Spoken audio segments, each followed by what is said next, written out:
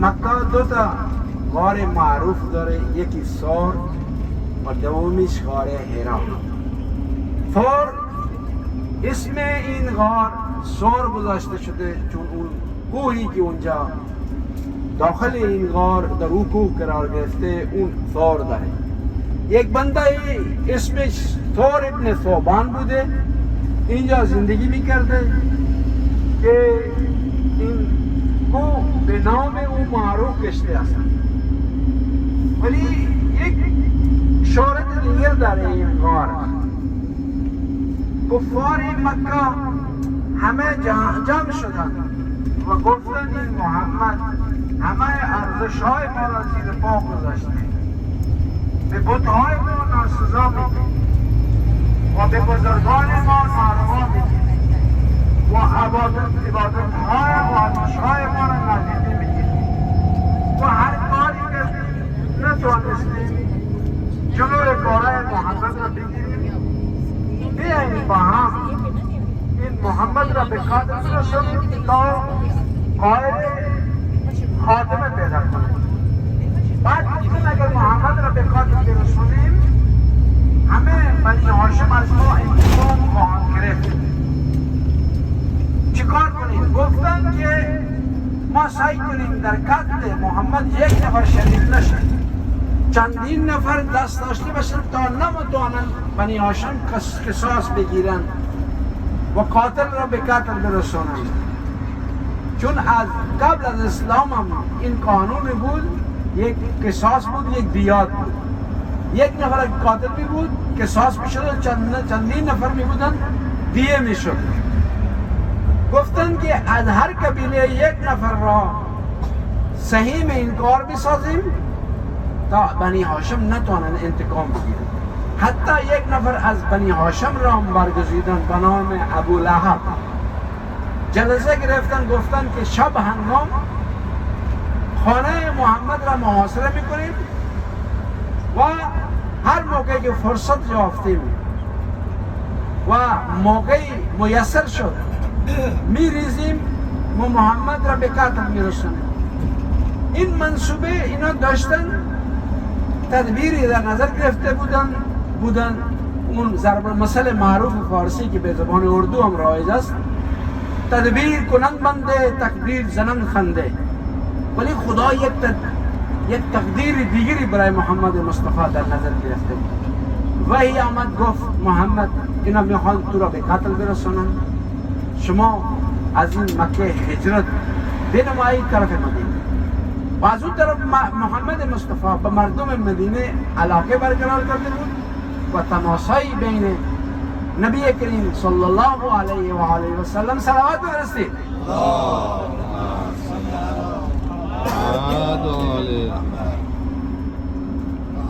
در نظر گرفته بودن به محمد وحی آمد که شب هنگام از مدینه هجرت کنه. الان محمد مصطفی میخواستن از مدینه هجرت کنن، ولی دو تا مشکل بود. یکیش اینه که این کفار نفهمند که پیامبر تو خانه خودش نیست و نفهمند که به طرف مدینه راه سپار شده. این هم خیلی مهم بود. دوم اینه که یعنی میخواستن کفار را غافل کنن. دوم این مهم بود که محمد مصطفی امانتهای مردم مکه را پیش خود می داشت. مردم مکه هر امانتی می داشتن پیش محمد مصطفی می آوردن، می داشتن، به هیچ کس دیگر اعتماد نمی کردن. این هم مهم بود اگر محمد مصطفی شب هنگام می رفت بدون اینکه مردم اطلاع بده، باید یکی باشه که امانتهای مردم را برگردونه. به خاطر همین از طرف خدا دستور بود که ای محمد میخواهید به طرف مدینه برید، علی را جای خودتون بخوابانید تا کفار غافلگیر بشوند و متوجه راسپاری پیامبر اسلام نشوند.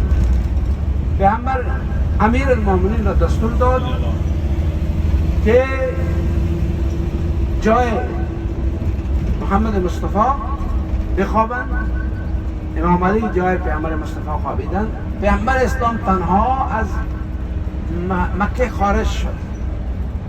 شب هنگام بود، همین که میخواست خارج بشه بین را ابوبکر را دید.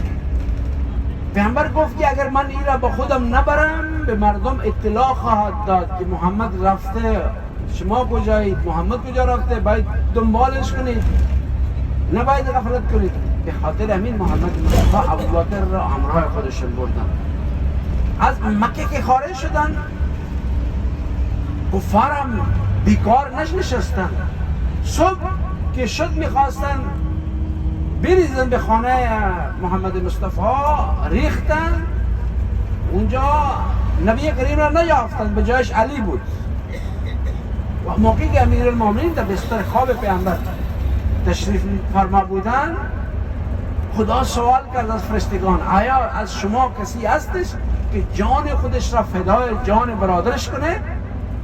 فرشته ساکت موندن. خدا گفت تنها علی هستش که جان خودش را فدای محمد میکنه. و اونجا موقعی که امام علی خوابیدن وحی الهی آمد، ستایش نمود خدا امیرالمومنین، من یشری نفسه ابتغاء مرضات الله والله رؤوف بالعباد، که علی با خوابیدن خودش رضای خدا را خرید. یعنی خدا از علی راضی شد. راضی شدن خدا یک معنی داره. این مثل ما و شما نیست که ما از فلانی راضی میشیم، الان راضی هستیم فردا ناراضی میشیم. یکی به چیزی به ما اگر هدیه بده ازش راضی میشیم، اگر به ما اعتنایی نداشته باشه ازش قهر میکنیم. خدا این برنامه رو نداره. پیامبر مصطفی از مکه آمدن بیرون، همین در غار ثور 3 شبانه روز اینجا اتراق نمودن. اونجا بود که کفار راه افتادن، پیامبر را دنبال کردن. در اون زمان یک عده افراد خبره می بودن، متخصص می بودن که اینا راه ها را پیدا می کردن، بهشون سراغ رسان می گفتن. یک عده را استخدام کردن به عنوان سراغ رسان که پیامبر را دنبال کنن. اینا از مکه جای پای پیامبر را دنبال کردن تا این غار ثور رسیدن. اونجا که رسیدن نگرانی بود که اینا اگر پیامبر را بجابند، مثلا اینا پیامبر را شهید خواهند کرد. خدا چی کار کرد؟ در این دهانه غار آمد عنکبوت تار خودش را تنید و همچنین یک کبوتری آمد لانه خودش را ساخت تا اینکه کفار متوجه نشن. کفار که اینجا رسیدن گفتن این سراغ ما، سراغ پای این 2 نفر تا اینجا میرسه. اینجا که آمدن پیامبر داخل بود، متوجه شد، اینا آمدن. اینا که بیرون دیدن که آقا نه اینجا عنکبوت تار خودش تنیده و لانه هم وجود داره، امکان نداره که داخل این غار رفته باشن. ولی داخل موقعی صدای اینا را شنید، ابوبکر شروع کرد به گریه کردن. پیامبر فرمود لا تحزن ان الله معنا، نگران نباشی، حزن و اندوهی نباید داشته باشید، خدا با ما هستش. یعنی این قدر یقین داشت پیامبر اسلام به کمک خدا، کمک پروردگارش. بعد چه شد که یه گریه میکرد. اینجا یک روایتی هستش، بهار الانواری را آورده دکتر حجتی در کتاب خودش تفسیر کاشف آورده که پیامبر اینجا بود، او وقت بیتابی میکرد، باور نداشت، هی گریه میکرد، نگران شده بود، میلرزید. پیامبر سکون و اطمینان را داشت، طمانینیت داشت و هیچ نوع نگرانی در چهره پیامبر عیان نبود، اصلا نگران نبود.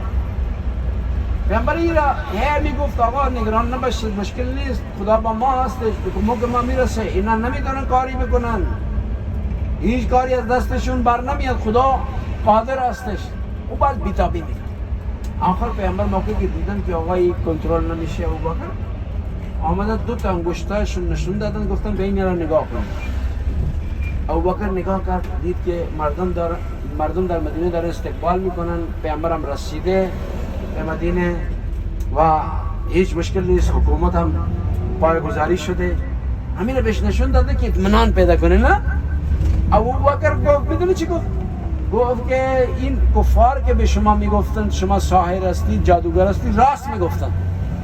اونجا بود پیامبر گفت و انت صدیق بکفرک، تو الان با این حرفت با کفر خودت را تایید میکنی و چیز میکنی، مهر میذاری رو کفرت. از اونجا اون صدیق شد. نه این صدیق به معنی که قرآن گفته که ابراهیم صدیق است یا امیر المومنین انا صدیق الاکبر و فاروق الاعظم امیر المومنین فرموده. صدیق یعنی این معنی که کفر خودش را تصدیق کرده. بعد آمدن میخواستن این را بزرگ کنن، گفتن صدیقه. اگر این صدیق می بود تو سکیفه این را به عنوان دلیل می آورد. نه گفت تو سکیفه، نه عمر گفت، نه گفت، فقط گفتن که هو صاحب الغار. این با پیامبر در غار بودی، همین یک فضیلت بیشتر نداشته که عمر اونجا بیان کرد. هر چه فضیلت را برای ابوبکر ساختن، بعداً ساختن. حتی خود ابوبکر علم نداشت، آگاهی از این فضیلت را نداشت. دوسته که این دیگران آمدن به ساختن. صلوات بفرستید. پیامبر 3 روز اونجا تشریف داشتن. بعد از 3 روز راه سپار شدن طرف مدینه.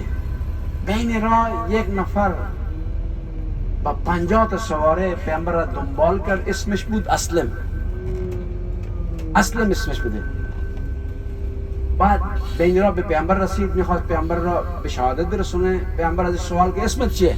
گفت اسلم. گفت اسمت اسلمه، بعد میخواید ما را بکشید؟ اسلم یعنی اسلام بیار. همین حرف را که زد، این حرف روش تاثیر گذاشت. خودش و 50 نفر هم مسلمان شدن و تا آخر آدم مسلمانای حقیقی و واقعی و کرس و محکم بودن. یک صلوات بفرستیم. अब यहाँ हम पहुंच चुके हैं तो मौलाना साहब इंशाल्लाह उतर कर आपको उर्दू में बताएंगे इंशाल्लाह।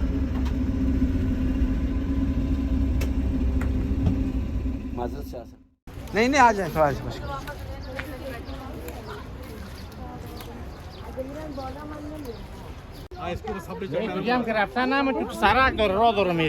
कुछ चीज़ें ऐसी हैं जो वाकई अजीब व गरीब भी है और बहुत ज़्यादा हमारे लिए सबक आमोज़ भी है। उनमें एक है गार सौर। गार सौर में 2 चीज़ें हैं। एक अल्लाह सुब्हानहू व तआला ने आले मोहम्मद की फजीलत को इसमें अया किया है और जाहिर किया है, और एक उस ज़माने में पैगम्बर अकरम के साथ जो मुश्किलात है और मसाइल है उनका इजहार किया है कि हुजूर ने इस्लाम की खातिर तमाम तकलीफ़ें बर्दाश्त की। आखिर एक वक्त वो आया कि सारे कुफार मिल के कहने लगे कि मोहम्मद